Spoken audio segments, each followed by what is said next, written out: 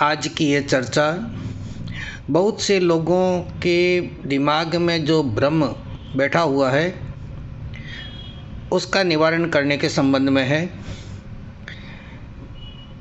कई लोग ये कहते हैं कि उन्होंने ये पढ़ा है, सुना है कि व्यक्ति विशेष जो धर्म क्रिया करता है वो किसी न किसी इच्छा से करता है, जैसे कि धर्म क्रिया चाहे मोक्ष पाने के लिए ही क्यों न की गई हो, वो एक प्रकार की इच्छा ही है।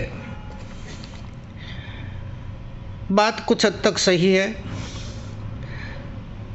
जब तक हम स्वयं आत्म तत्व को स्पर्श नहीं कर लेते तब तक हमारी इच्छाएं जो है वो जाती नहीं हैं।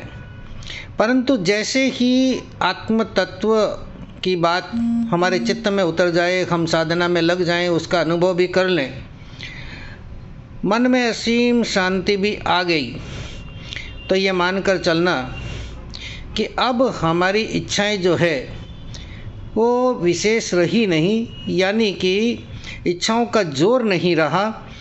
संसार में रहते हैं तो कुछ करना ही होता है, बैठे रह नहीं सकते, परंतु जो भी करें वो उपयोगी कार्य हम करें, ये अपनी एक भावना रहती है। उसके पीछे भी कोई उद्देश्य नहीं है कि ये होना ही चाहिए। कहने का अर्थ ये है कि आत्म साधक जो है वो ये भी इच्छा नहीं करता कि मेरे हाथ से ऐसे उत्कृष्ट कार्य होने चाहिए, क्योंकि उसे अपना कार्य करना है।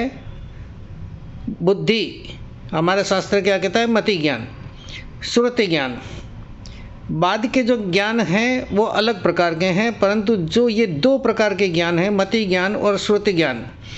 मति है बुद्धि से संबंधित, विवेक से संबंधित, और श्रुति ज्ञान है जो शास्त्र से संबंधित। जीवन भर में अधिकतर निर्णय हम अपनी बुद्धि के अनुसार करते हैं, बुद्धि के अनुसार लेते हैं। कोई शास्त्र नहीं पढ़ते, शास्त्रों के बारे में सुना है, जितना जाना है, समझा है, उसका एक कॉमन सेंस हम कह सकते हैं, कॉमन सेंस के अनुसार हम हमारा निर्णय लेते हैं। शास्त्र गाइडिंग फैक्टर है, वो ऐसा नहीं कि शास्त्र के अनुसार ही हर समय हमें चलना है। परिस्थितियाँ यदि बदलती है तो वो सारी शास्त्रों में नहीं लिखी हुई है कि इस परिस्थिति में आपको ऐसा करना है, वहाँ पे मति ज्ञान का उपयोग करना है। इतनी सीधी और सरल बात है। यही कारण है कि शास्त्रों में भी ये बात कही गई है कि द्रव्य, क्षेत्र, काल और भाव के अनुसार जैन धर्म का पालन करना है। कोई चीज़ को पकड़ के बैठना नहीं है कि ये करना ही करना है, स्थिति देखनी है कि स्थिति अभी कैसी है। जैसे कि आज किसी को बुखार है, नियम ये लिया हुआ कि सामयिक करनी है मुझे, तब कैसे करेगा सामयिक को? तो यही कारण है कि उसको फिर प्रायश्चित भी दिया जाता है। जबकि सबसे महत्वपूर्ण बात यह है कि रोज के प्रतिक्रमण में प्रायश्चित तो अपने आप हो ही जाता है। तो नियम लेने से पहले भी इस बात का विचार कर लें कि जो कठोर नियम हम लेते हैं उनका पालन करने की शक्ति हमारी कैसी है, उसके अनुसार ही नियम लेना है। किसी के कहने से, जोर देने से, फोर्स करने से, या इतना ज़्यादा समझाए कि ना न कर सके और वैसे नियम ले बाद में तोड़े, इसका कोई अर्थ नहीं है। अपनी मक्कमता, अपना दृढ़ निश्चय बताना होगा कि हमें करना क्या है, हम क्या कर सकते हैं। तो ये भी क्या है, सबसे ज़्यादा निर्णय जो लेगी वो बुद्धि ही लेगी।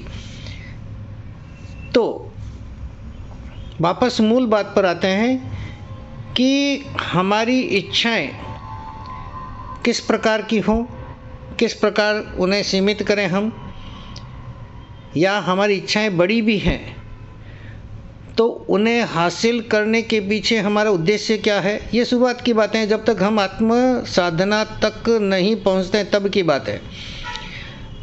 जब आत्म साधना वहाँ तक हमने स्पर्श कर लिया आत्मा को, आत्मा को ही सर्वोच्च मान लिया। मानने को तो हम कहते हैं कि आत्मा ही सर्व कुछ है, परंतु व्यवहार में हमारे वो उतरा नहीं है। तो जब तक नहीं उतरा है तब तक हमें संसार के सारे कार्य बुद्धि विवेक के अनुसार करने ही करने हैं। इस बात के प्रति शंका न रखें और आज सबसे अच्छा क्या कर सकते हैं वो हमें करने की भावना रखनी चाहिए और उन्हें उसी अनुसार हमें कार्य करने की चेष्टा करनी चाहिए।